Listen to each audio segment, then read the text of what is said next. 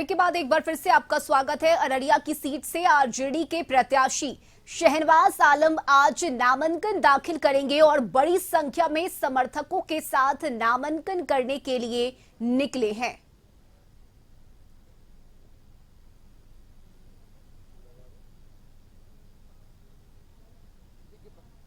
शहनवाज आलम जी अब जो यहाँ से अब नॉमिनेशन फाइल करने निकल रहे हैं, उससे पहले इनसे बातचीत करते हैं कि क्या कुछ जनता के बीच में और जनता के बारे में आप सोचते हैं। तो अब जब रण है तो किस तरह की चुनौती आप फेस करेंगे। हम फिर से वही सवाल एक आपसे करना चाहते हैं कि अब जब आप नॉमिनेशन फाइल करना चाहते हैं, मन में जहन में क्या कुछ आता है, क्योंकि जनता दिखाई पड़ती है। आपने कहा कि बहुत सारी दिक्कतें हैं आपके अररिया में, तो क्या लगता है कि बड़ी चुनौती लेकर आप आगे बढ़ेंगे? निश्चित तौर पे हमने चुनौतियां होती है, चुनौतियों का सामना करके उनसे लड़ के आगे बढ़ा जाता है। और आज हमारा नामांकन है और आप देखेंगे पूरे अररिया से लोग जो है पूरे उत्साह, जोश और जज्बा के साथ आ रहे हैं। और आज हमारे क्या कहते हैं आदरणीय तेजस्वी जी भी आ रहे हैं, महागठबंधन से कई लोग आ रहे हैं। तो लोगों में उत्साह है, उमंग है और लोगों ने ठान लिया है कि अररिया में इस बार परिवर्तन हो के रहेगा। जनता क्या, हम आगे बढ़ते हैं, जनता क्या कुछ चाहती है? जनता क्या मन बना ली है कि इस बार कुछ बदलाव वाकई में जरूरत है, क्योंकि अररिया का साथ विकास कहीं रुका हुआ है? देखिए, जनता विकास, रोजगार, अमन, सुख, चैन चाहती है। अररिया में कोई कल कारखाना नहीं है, पलायन सबसे बड़ा समस्या है, बाढ़ सबसे बड़ा समस्या है और रोजगार चाहती है, नौकरी चाहता है। तो ये सारी मूलभूत समस्याएं हैं जो कि मौजूदा जो लोग सत्ता में थे वो देने में विफल रहे। ना कोई बाढ़ का स्थायी काम हुआ, ना पलायन रोकने के लिए कोई पहल हुआ, ना रोजगार के लिए कोई कल कारखाना स्थापित किया गया। तो ये सारी चीजें हैं जिससे जनता त्रस्त है। और मैं समझता हूं कि क्या कहते हैं अररिया में इस बार लोग जो है ये झूठे और खोखले वादे में नहीं रहेंगे, जुमलेबाजों के साथ लोग जाना पसंद नहीं करेंगे।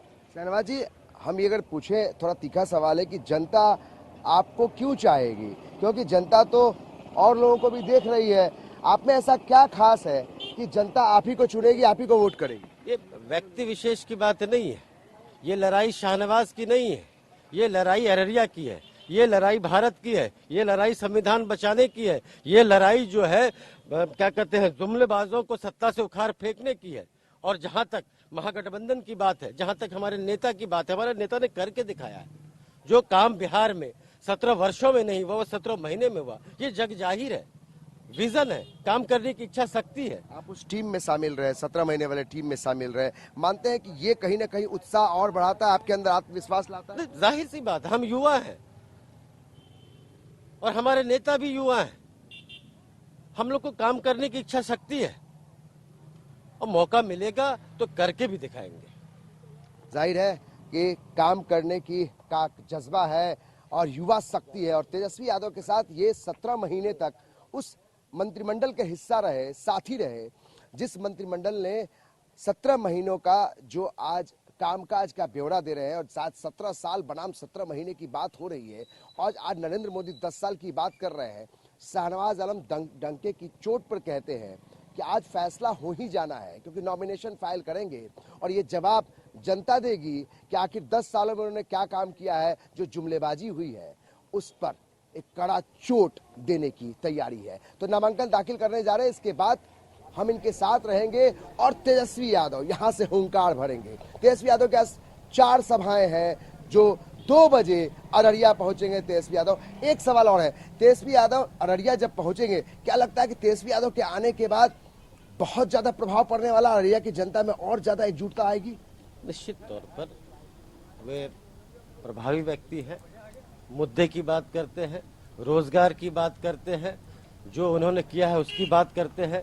और जो हमेशा बोलते थे कि मेरी सरकार आएगी तो दवाई की, कार्रवाई की, रोजगार की सरकार होगी। मुझे लगता है कि उन्होंने करके दिखाया है और यही वो कारण है कि जहां भी जा रहे हैं, जहां भी जा रहे हैं पूरे बिहार की जनता दिल खोल करके बाहें बिछा के उनका स्वागत कर रही है। जाहिर है तेजस्वी यादव यहाँ आने वाले हैं जो ये दावा कर रहे हैं। देखेंगे कि तेजस्वी यादव आखिर क्या कुछ भाषण देते हैं, क्योंकि नरेंद्र मोदी ने जिस तरीके से हमला किया है तो पलटवार करने की बात है। Tejashwi Yadav one man show Bihar में चुनाव प्रचार कर रहे हैं। राहुल गांधी नहीं है मंच पे, लेकिन अकेले अपने दम पर तेजस्वी यादव हुंकार भर रहे हैं। तो देखना होगा कि जब यहां अररिया में पहुंचते हैं तो किस तरीके से शाहनवाज आलम का सीना 56 इंच का होता है। हम देखते रहेंगे, बताते रहेंगे और दर्शकों को ये भी बताएंगे कि आखिर शाहनवाज आलम को लोग क्यों चुने अररिया के सांसद के तौर पर।